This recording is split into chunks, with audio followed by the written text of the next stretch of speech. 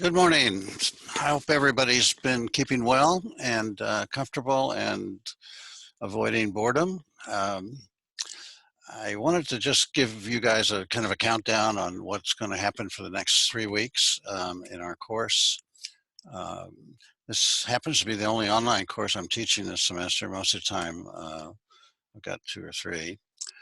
And frankly, you're doing as well or better than some of my other sections in the online environment. So thank you for your efforts, and hopefully you're taking some stuff away that will be valuable to you.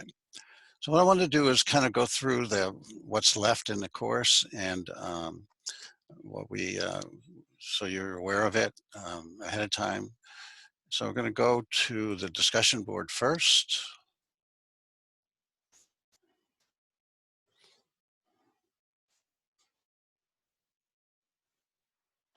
Yeah, I'm sorry. Discussion board first, and we're going to scroll down real fast to 11. And module 11, about living arrangements, things like that, is due here on the 12th. Your reflection is due on the 12th, and your response to another student a couple days later on the 14th. And so I can see one student's already ahead of the curve here. Thank you, Tara. She's waiting for you guys so she can respond to you. Nothing in 12. Module 13 is our last reflection. It's kind of deals with policy and and this is particularly important for you because policy will make a great difference in your life later on with respect to healthcare and retirement, things like that. So there is this reflection. It's due on the 26th with a response by the 28th. Also due on this date is your final life review paper, and I will, after we finish here, we're going to go through and take a look at the rubric and tell you a little bit more about how to be successful with that one. And then at the end of the semester, which is really just 3 weeks away, you have a final exam. It's going to open up on the 29th of this month and stay open until 11 o'clock on the 8th of next month. So you have that window to take it. Once you start the exam, you have to finish it. You can't go back, stop it, and go back. Also due on this, a couple days before that is the 321 evaluation.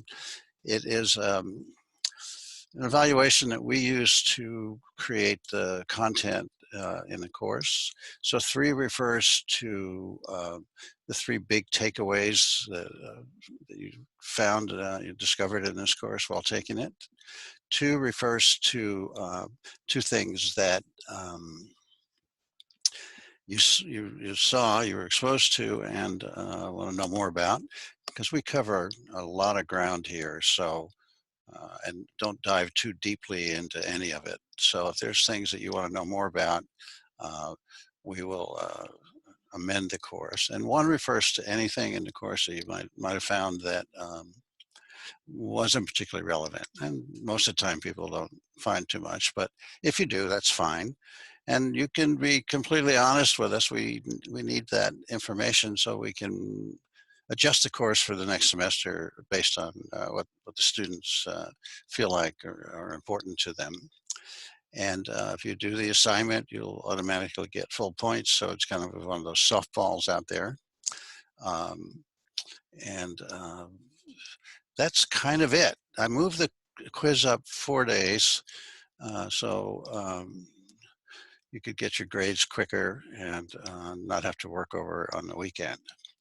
So the other thing I'd like to talk about is the life review paper, which is kind of the signature assignment for this class. It's due, as you saw, it's coming up to the end of the month. And I'm going to look at, we'll take a look at the, under rubrics and assignments and content is a pretty long document. regarding the life review paper instructions. And I'm going to assume that many of you have probably already interviewed somebody. And so, and you've done your proposal. So we're really dealing with how to finish up the paper.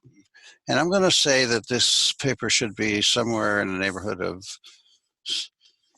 7 to 8 double-spaced pages. Don't count cover page, or you don't have to do an abstract.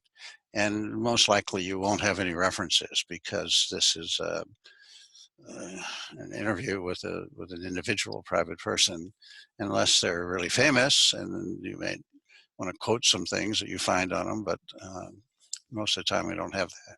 Excuse me, that. And if you're interviewing a relative, a grandparent, I recommend highly that you let that grandparent, that person, know, if you haven't already interviewed him or her, that this is a really important assignment. And the reason I tell you that is because, as a grandparent myself, if one of my grandkids came to me and asked for help in school, I'd go out of my way to accommodate whatever their needs were. And I think it's kind of a genetic thing with all of us. Once you hit a grandparent teen stage, then you kind of have a different look about kids. So you can take your grandchild, spoil them, and then hand them back to their parents. So that's always kind of fun. So this is really broken up into 3 parts. So the first part is the interview, and you may or may not have already done that. And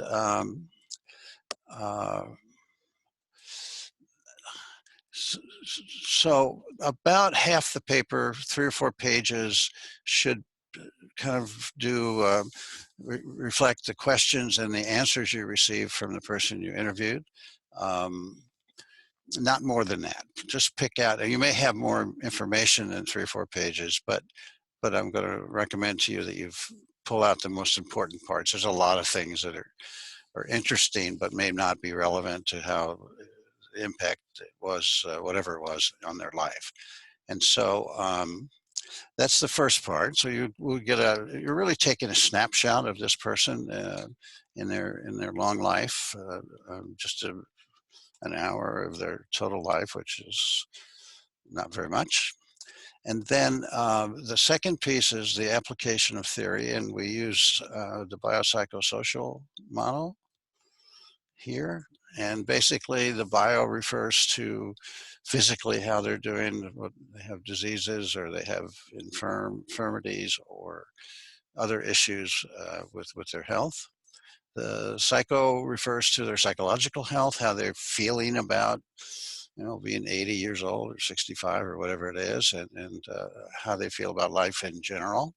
And the social is the people that this person may have around them, not a social network in the Facebook manner, probably, but more people they can call, people they count on, people they talk to often, or not, and that's also an important piece. So, in a nutshell, the questions and their answers about 3 or 4 pages.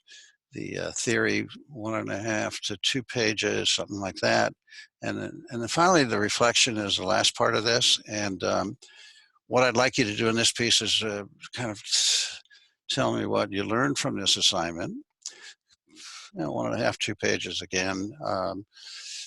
And not only what you learned from that older adult, but also what you learned about the interview process, because I think that this stage in your lives, you probably haven't done too much interviewing, and it is I think a talent that can be developed over time, that the better you get at it, the more information you'll get to make informed decisions. So that's the life review instructions, again, content, and then rubrics, and then the assignment itself.